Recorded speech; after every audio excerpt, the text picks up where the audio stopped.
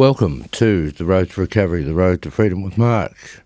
Friday rocks around again. It is Friday at the time of this recording, and I'll be away in a couple of weeks' time. Going to go enjoy in with my mates watching the big game up in Auckland. It'll be a great one, and it's great to see that we've got our sports back and we're recovering very well. Our country continues to enjoy the freedoms that most of the world does not. And, you know, that hovering dark cloud of fear has lifted off us. I've noticed a real return in confidence of people. And it's interesting to see how that affects everybody, because to live in fear is to suffer. And suffering is a big part of what I talk about, because my show is about mental health and about how to cope with that, how to deal with that, but also sharing my experiences to say to people that if you do suffer from things like that, I realise that there is quite a degree of shame associated with illness. It's often considered by society to be a weakness, and you know, mental health has always been tainted by this negative connotation that if you're mad, you're somehow lesser than everybody else, something on the periphery to be rejected. And yet there are many, many people, thousands, tens of thousands, hundreds of thousands, who suffer from mental health issues to a greater or lesser degree. To some people it's completely debilitating. To others like myself, I was completely debilitated at one point, and I'm sort of at the stage now where I can't really hold down a job or function. I suffer from insomnia terribly, and you know, I'm often up at dawn. I have erratic sleep that often happens when you suffer from mental health problems. And I'm not talking about necessarily having bipolar disease or something like that. It's something that can come and go. You know, the loss of a loved one can bring on a severe depression for a short period of time. So you can go thundering down until you turn the corner and your life becomes whole again, bit by bit, piece by piece. Little things that you include in your life. Perhaps you get a pet, maybe you find someone new, but things do improve over time. I was going to say better. They don't necessarily get better for anyone. Sometimes you feel that loss forever and ever, but certainly things dissipate over time. You don't necessarily heal, but you can function and cope as time moves on, and the loss is less severe as life tends to get in the way and you have to get on with things, and you do have to get on with things. It's always about dusting yourself off and moving on in whatever small way you can. And if you're suffering from mental health issues, it's thinking positively, not listening to all the negativity that is thrown at you, the slights and innuendos, but thinking good, positive, happy thoughts about yourself. Setting simple, achievable goals, things that you would like to do, even if that's down to just scrubbing the house top to tail. It's nice living in a nice clean environment where things are orderly. It's nice to look at the bench and see that there's not dishes there. What tends to happen when you're ill is you slowly slump to a point where you just don't care anymore, and everything falls apart around you, and that drags you down further. So it's kind of like a spiral that you get on. Illness begets further illness, and wellness begets further wellness. And there is no staying still. It seems to be staying still, but it doesn't. And it's amazing what can turn a corner for you. It can be some simple little thing, but if you keep your heart and your mind open, looking for some welcome change, even if it's something like now, the very beginning of spring when I'm recording this. There's lambs and calves in the field, there's daffodils coming up. You know, this is a time when your heart should be rising as the colours come back to the world and new life comes. There was a long time when I really didn't care for those things, that I turned my back on nature and the things that I have loved for so long in my life, which is, I guess, just a reflection of the dark places you go to. But bit by bit, I've come to see all these things through new eyes, I guess. I guess that's what suffering does for you. It helps you to realise that when you taste that new cherry, it's so much sweeter for the fact that you survived, come through it, and are trying to appreciate small things. You know, people always talk about the big one, the big deal, the big payback, the big win, hoping for lotto and knowing that these ridiculous things, these sights that you've set so high are never going to be realised and never going to come true. You know, you set yourself impossible tasks and then fail. So that's why I always talk about setting yourself achievable, smaller tasks that are going to make you happy cumulatively. And success breeds success. So as you have those wins, you set yourself loftier goals, bigger things that will make you even happier, you know, and you can work towards something.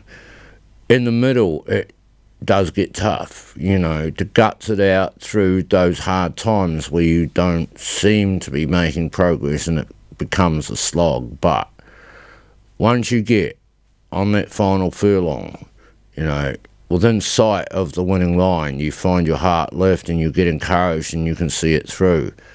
And, you know, even failing can have its benefits, because as long as you gave it your best, you can say to yourself, at least I tried, and there is winning in the fact that you give it of your best.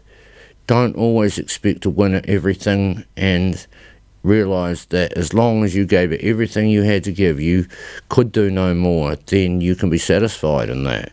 And to that end, and again with mental health, what I find with a lot of young people is that they don't play sports or actively participate in sports, especially if they're not particularly well coordinated or they're a bit overweight.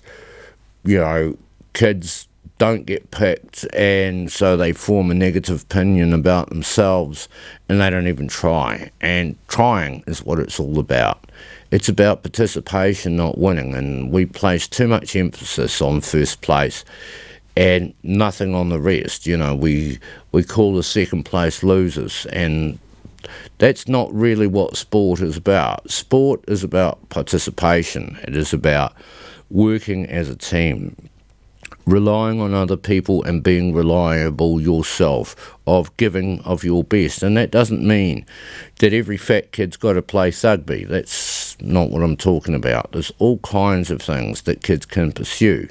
And as a parent and as a friend, it's up to you to find something. You know, there are other things. There's bowls, there's golf, there's darts, there's archery. You don't have to necessarily be a great sprinter or have awesome hand-eye coordination. You don't have to play netball or cricket or rugby. There are other sports that kids can get into and really, really, really enjoy and be part of a team and feel included, because when you're young, to be excluded is a very hard thing to deal with, and you spiral into a lot of negative thoughts, attitudes and opinions about yourself, and you tend to isolate yourself. And we live as a community. Everyone wants to be normal. Every kid wants to fit in. I like to encourage kids not to go that path and to celebrate who they are, what they are, their differences, and realise that being unique is okay. It's cool. Nothing wrong with that, being unique. And it's all about improving kids' attitudes towards themselves, because in later life, they will succeed more, and they will make their children and their friends around them succeed as well if they come through life with a positive attitude. But if you've spent all of your school years being rejected and put down, as a young adult, you're not going to have a particularly good attitude towards society. Your chances of fitting in are slim. Your chances of breaking the law and suffering from poor health are high. And so it's all about making people healthy from the start by including them in things where they can excel, find new strengths and talents they never knew they had, and build a better opinion of themselves right from the start, from the foundations on which you can build something much better. Right, well, time's rocking on. My show's not just about talking about mental well-being and people's health. I also read stories about my adventures around the world, in Africa and around Europe, where I lived and travelled, and Southeast Asia, but also a lot of stories about Aotearoa, about my home. When I came back, I was determined to see all of those places that people had asked me about when I was overseas, and I had to say, oh, I'm sorry, I don't know, I've never been to that place, the bottom of the west coast, Fiordland National Park, Stewart Island, all those places that I'd never been to. And so I got into that, and I got more into going into the bush with my dog, beaches, rivers, and I even went out and lived on the coast for a while, fishing for a living, and that was a real eye-opener. And we did a lot of hunting as well, pig hunting and deer hunting, so that was a really, really interesting part of my life, and I revelled in it, although it was very difficult and not for me, but out of it came some great stories. And my old mate, Stu McNeil, was my captain on our boat, the Maivon, and, a great hunter, and he taught me a hell of a lot, and I'm very grateful to him for what I learned, and also for the great stories that came out of our time together. And this is one today. And the reason I read these stories is to show that even although you may suffer from quite severe mental illness, that depression and bipolar and OCD may overwhelm me at times, but it doesn't mean that you cannot succeed. You can be perfectly successful, fantastically successful and famous. Jimi Hendrix, Winston Churchill, people like this who were great achievers, the best in the world at what they did, and yet suffered terribly, terribly from depression. So what I'm saying is, it doesn't have to stop you from achieving. There are many things that you can do, and you can have a wonderful life. It's all a matter of learning to deal with, the hurdles that are in front of you, and learning to get where you need to go in life. And sometimes you follow your head, but there's other times, like I did, and I simply followed my heart, and it led me to some very interesting places, and this is a story about one of them.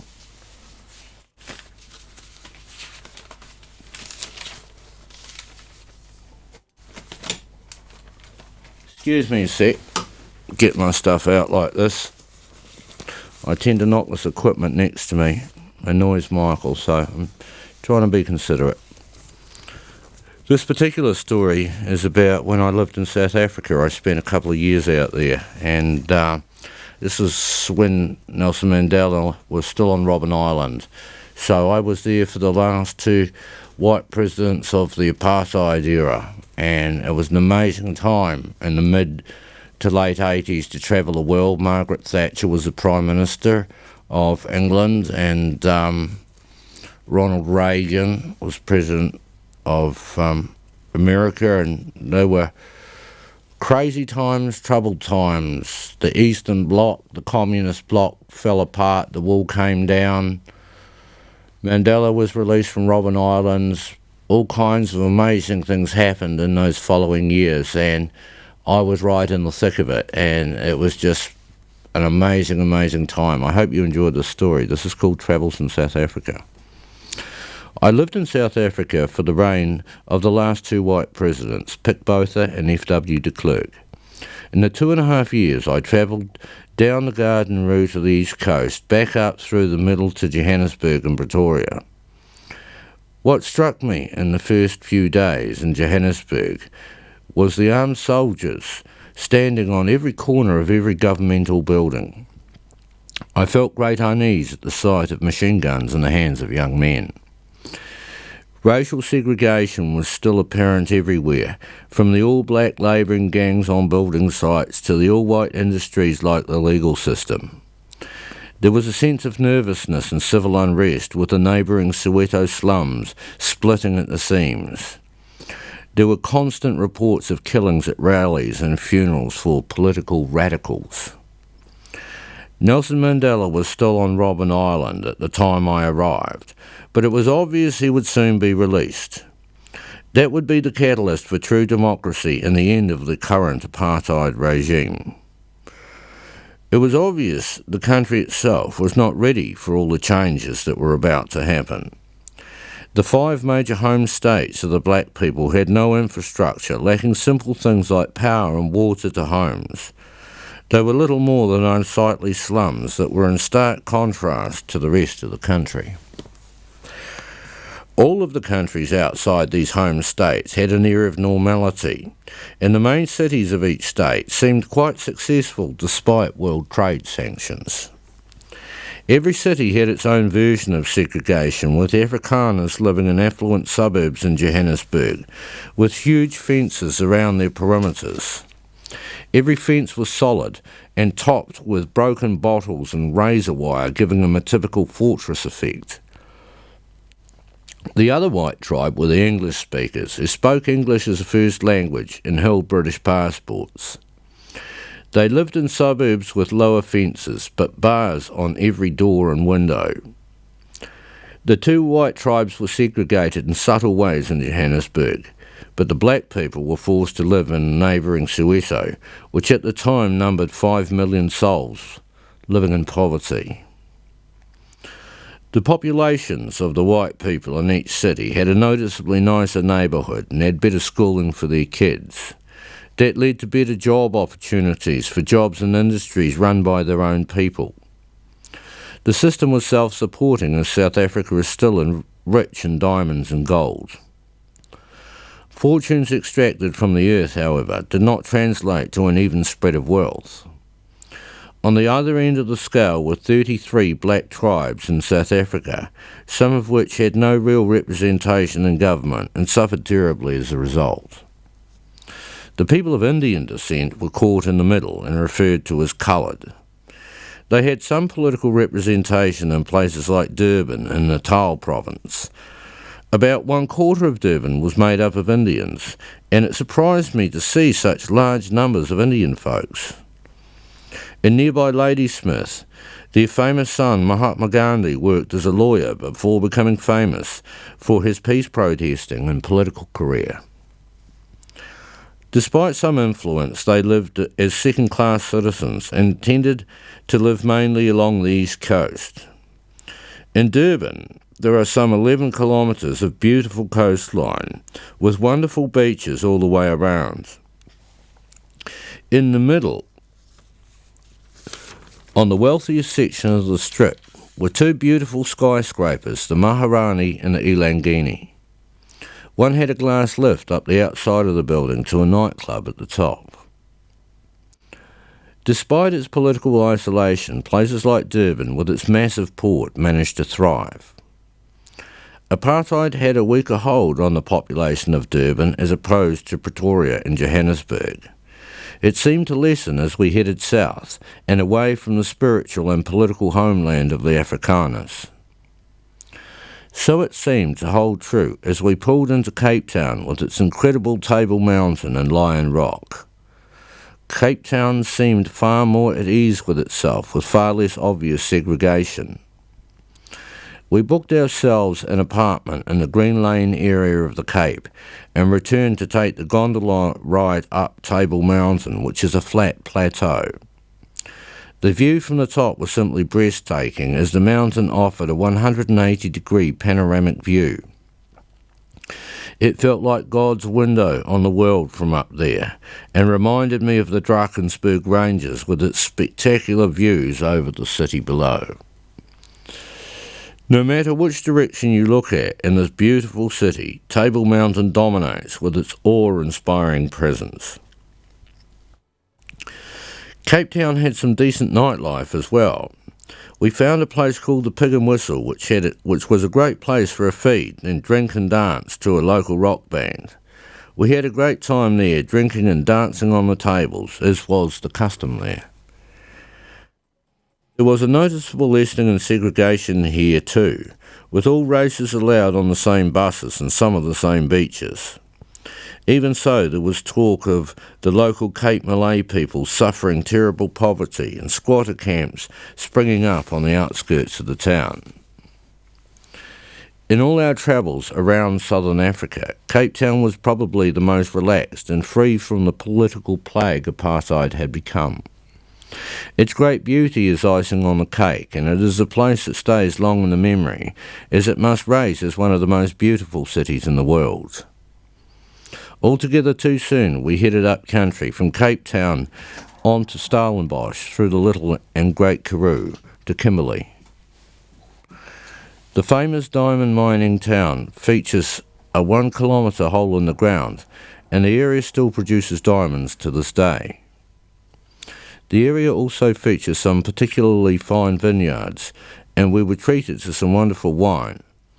Even so, there was a marked difference in the political situation as we drove up north. By the time we reached the Orange Free State, we were back in the old South Africa we had witnessed in Pretoria and Johannesburg. It was strange to witness different versions of apartheid in the one place. All of the country was in a state of permanent change, like it or not. The last two successive white governments realised they were little more than night watchmen, waiting for the new South Africa to be born. They mainly concerned themselves with trying to keep law and order and stopping the country from spiralling into war, as so many of its neighbours had done. One of our more interesting little adventures happened in Durban, when we went to the Currie Cup rugby finals. Standing out as Kiwis meant we met plenty of people interested in our journey and our impressions of the country. They were wonderful hosts, and one guy, Dave, offered to introduce us to a rugby-mad friend, Arpie Kitching, who lived with his family under a local stadium. He took us from Kings Park to Parks Rugby Club to meet Arpie, who immediately asked the four of us to stay with him and meet some of his friends. Arpie, who was Afrikaans, and his wife, an English speaker, were wonderful hosts and lived in an amazing flat built under the stadium Arpie looked after. We stayed for a few days before Arpie took us out to the countryside to Potenzing to meet some friends who grew oranges for a living. We didn't know what to expect and were amazed to see orchards as far as the eye could see in a valley serviced by a huge dam they had built for themselves. We were taken to the homestead of Zol Ferreira, a descendant of Portuguese and Afrikaans, who had carved out an oasis for themselves in very harsh land.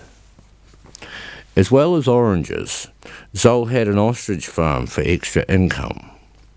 Another relative and neighbour kept antelopes for local consumption in local braai fests or barbecue feasts held for all the local folks.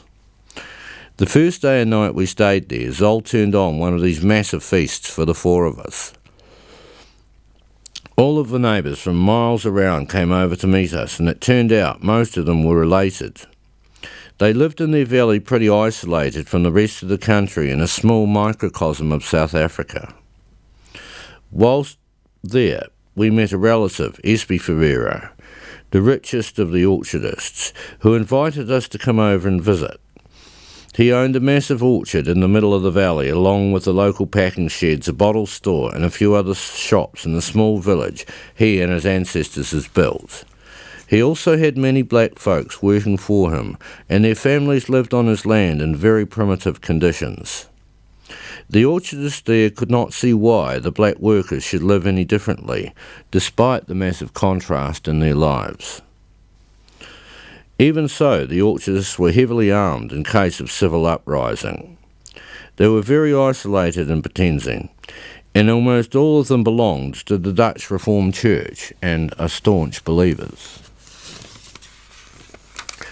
We stayed at Zol Ferreira's place, as they had plenty of room with servants to help run the place. It was very strange for me to be waited on by maids, but they seemed very happy with their situation. There was also plenty of land and hills to explore, and on our third night there we headed up the back of the property to catch some live game. It was dangerous exercise jumping off the back of the utes at some speed, so it was left for the blacks of folks to do. I joined up with them in the back of the ute, and soon we were jumping out to tackle a poor panicking antelope. A few guys got quite badly banged up, and we managed to capture 3 female buck, which were trussed up and transported to a local farm. I was surprised that everyone took their situation in life without complaint, but that was how they had grown up, and they had never known any different. As far as the orchardists were concerned, they had carved out this piece of paradise with their own hands, and could not see any reason for change. They were worried that the future would bring change to their well-ordered society and the country would fall into chaos. Our hosts were really decent people who could not do enough for us, so I felt sorry for them as well as they faced a world of change. The future was uncertain, but everyone hoped it would spell the end of political sanctions and allow South Africa to rejoin the rest of the free world. I was surprised at the Africans' resilience, despite being in a political wilderness. For all of its troubles, it was easily the most sophisticated and robust of the countries we visited in southern Africa. That resilience gave me hope that they would find a way to cope with the changes about to come.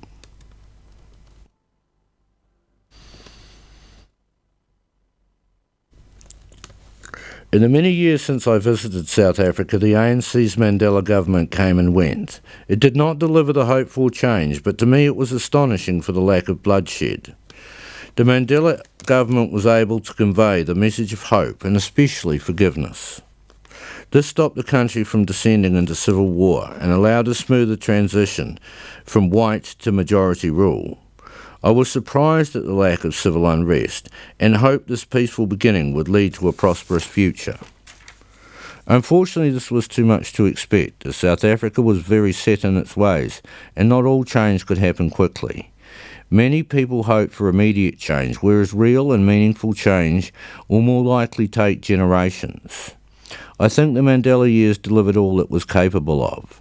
I hope the future will bring the freedoms all of South Africa's people yearn for. I believe it is now up to all of the countries who placed embargoes and sanctions to deliver on promises of acceptance and open trade. I expect, however, South Africa will take a long time to recover, and I feel sorry for all those wonderful people I met on my journeys. I look back now on that journey with a melancholy heart, as it is a place where I will leave a little piece of myself. I will never forget the promise of the burning sunrises and the incredible slow red sunsets of a place I came to love. I hope for her a better future. Well, it's me for another week. Thanks for tuning in. I'm out of time. I'll see you next week. Enjoy and be good to each other. Thanks for tuning in. Bye for now.